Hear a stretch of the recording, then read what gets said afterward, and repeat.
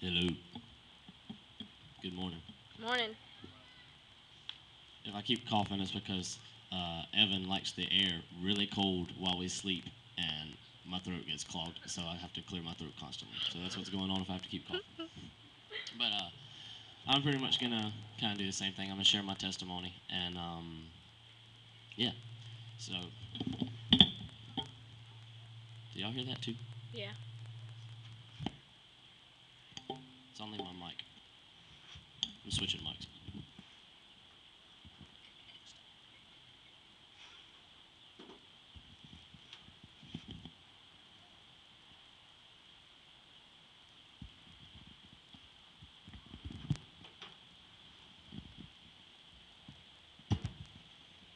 Is that better? Yep. Awesome. Ah, there we go. That makes sense now. Okay, so my name is Matt, and I grew up in a private Christian school, Covenant Christian Day School. There was approximately a whopping 200 kids just in my entire school. In my entire school, 200 kids. That includes from 3-year-olds all the way up to eighth graders. 200 kids. That is like I graduated eighth grade with 8 people in my class. So I was real close with these people. I'd known them pretty much my entire life, minus a select two who joined maybe 2 years before we graduated.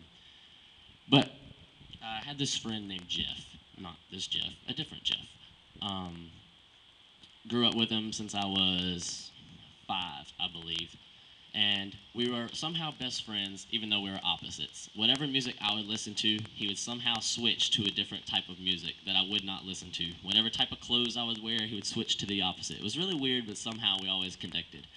And of course, like every kid growing up, you go through phases. You're like, "Ooh, I'm gonna be a astronaut," and then you change to a rock star. Then you change to a baker, or whatever you dream of. But somehow we always switched. And I was kind of always jealous because his family always did a devotion and they always had this prayer time, and my family never really did that. And you'll learn more about that later.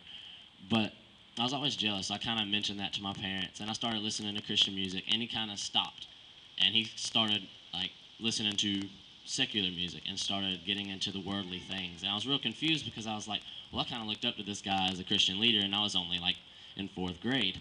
Well, he somehow drug me down with him, and things kind of went downhill.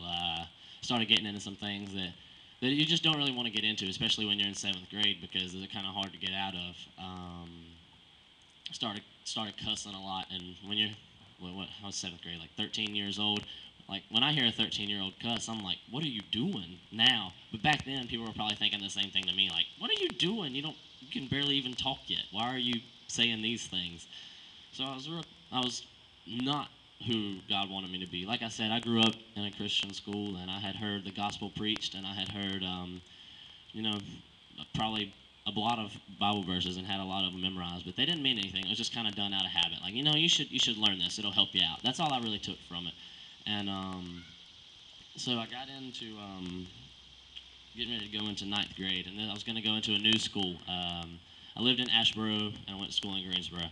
And going to this new school, I knew approximately 2 people out of 1,300 that would be going to this school. So it was quite a scary experience. I was going in there hoping to find somebody who would be my friend. But when you say, well, I'm coming out of a private Christian school with 200 kids, they immediately think one of two things. They think, oh, he's some stuck up rich kid who doesn't want to talk to us public school kids. Or they think, he went to a private Christian school. He's not cool, so we're not going to talk to him.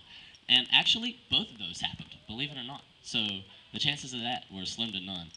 But so I was going into ninth grade, and I was looking for any kind of friends. And of course, as usual, the friends that you meet are not the friends that you need to hang out with. The most outgoing ones are probably outgoing because they're either drunk or high. That seemed to be the way it was for me, even at school. So I was real confused, and I never hung out with them outside of school, but just seeing them in class was enough for me to get brought down even more than where I was going. I was just on like a straight rock climb fall instead of like a downhill slope. I just pretty much fell off a cliff and was just falling and falling and falling. until right before I hit the ground. Jesus grabbed me by my collar and held me up.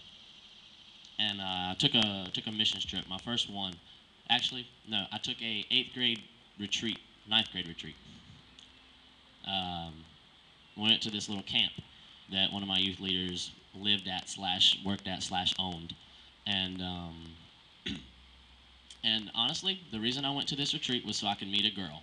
Yep, ninth grade, solid. You know, there's this really pretty girl in your youth group. You know she's a good girl and she's a keeper. So you're like, man, how am I gonna meet her but on a youth retreat? So that's what I did. Went to a youth retreat and tried to meet a girl. Well, it turned out God had a different plan. I actually forgot to bring my Bible to the youth retreat. Chances of that are also slim to none. So, of course, youth pastor said, all right, we're going to have some quiet time. Well, I didn't know what I was going to do. I didn't have a Bible, so I planned on picking up grass and throwing it at a tree and making a plane out of it. And that was what I started to do until a assistant youth leader by the name of Denise brought me a New Testament copy. And I was like, well, I got it. I might as well read it. Never was much of a reader. And I figured I'd try the old drop the Bible, read where it lands trick. So I did that, and it worked.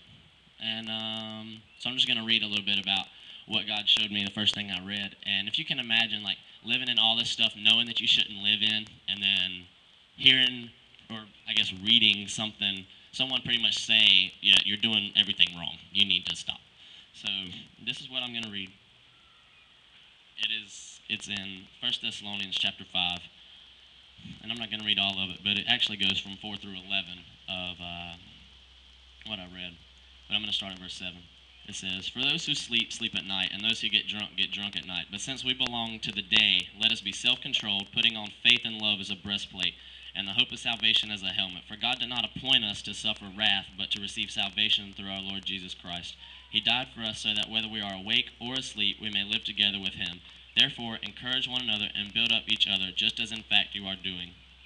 And before that and after that, pretty much just talks about how drunkenness and sexual immorality and things like that are just obviously darkness. And when God shines a light on it, it just turns you around.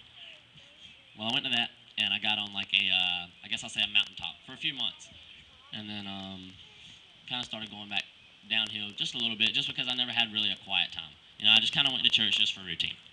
Well, then I took another mission trip. And if you've never taken one, or if you've been thinking about it, or if you think about doing something like this, I highly recommend you to do it, because God will follow you and your faithfulness.